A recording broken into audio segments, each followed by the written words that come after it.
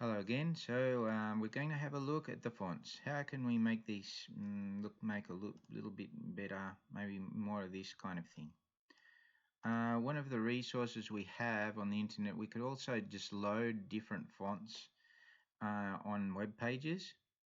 And so in that way, if we do it and we refer to the fonts somewhere on the internet, it doesn't depend on the user, the people that are using your web application. They don't have to have particular fonts installed on their machine because we're loading the font we want directly anyway. So we've got Google has fonts that we can use, and so here we looked up Google fonts. We've got fonts.google.com. And if we have a look at all this stuff, we can see they offer us a heap of different fonts that we can see what they look like. Okay, so what we would be looking for is a font that's kind of more regular. It doesn't have like these funny lines on it for our use. We're just having an X and a 0. Well, we want that to, or a no. We want that to be kind of more uniform. That would be our purpose here. Maybe something like this, the Sono, or okay, there are also like mono fonts. As we can see, we're scrolling down, but we've got very slowly, we've got heaps and heaps and heaps and heaps and heaps and heaps of fonts for anything you could think of, really, and any of these we could use. Okay. Okay, so I'm going to look for a font that I know that's one of these mono ones, which and we can search for fonts here. It's called Roboto Mono.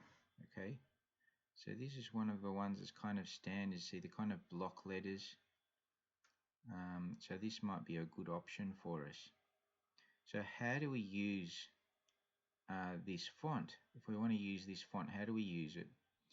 On the internet, like there are certain resources, there are certain libraries that we can load up in our page using a URL. URL is like something like this, what goes here when we load something from the internet.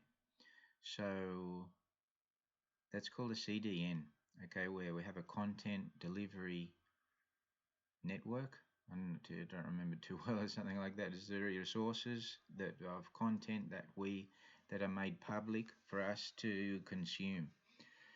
So we can look that up as well. So we want a CDN for Google Fonts. So this is how we'd kind of look these things up. Get started with the Google Fonts API. Good, that sounds interesting. Maybe this will give us the information we need. A quick example. So that gives us a quick example of how to set up to load the font on our page. Good, we'll just copy that and we can paste it in our HTML. As we can see, it's very similar to how we're loading up our own styles. We have, let's put this a bit better so we can read it easier. Okay, so it's basically the same as before, but instead of having our file that we've got on our machine, now we've got this URL. Okay, but the example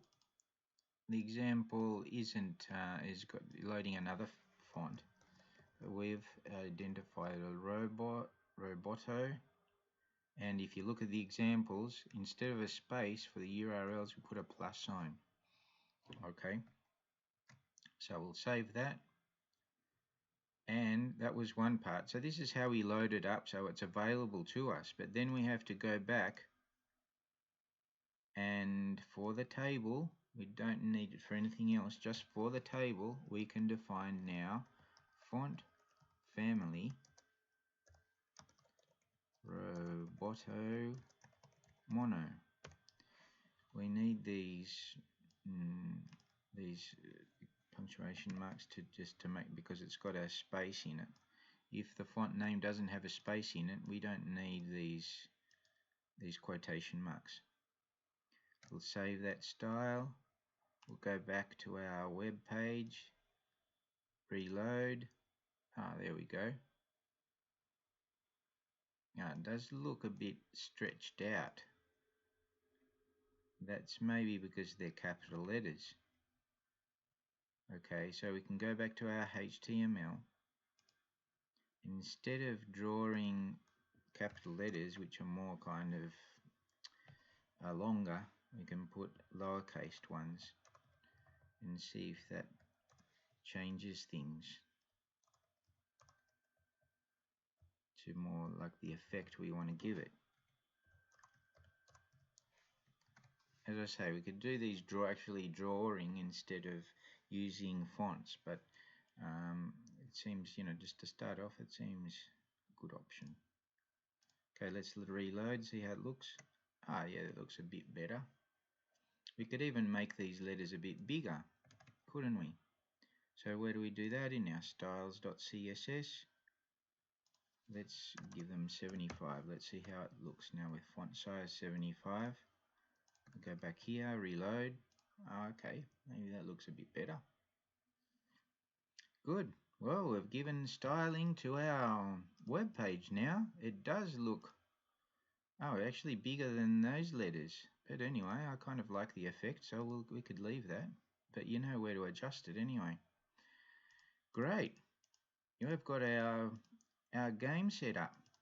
But what's the problem now? Nothing works. Like we're clicking, we've got all these things, it's all static. We want to make this dynamic, don't we? We want to be able to interact with the clicking and that we can change what's appearing inside these cells, because otherwise it's pretty boring.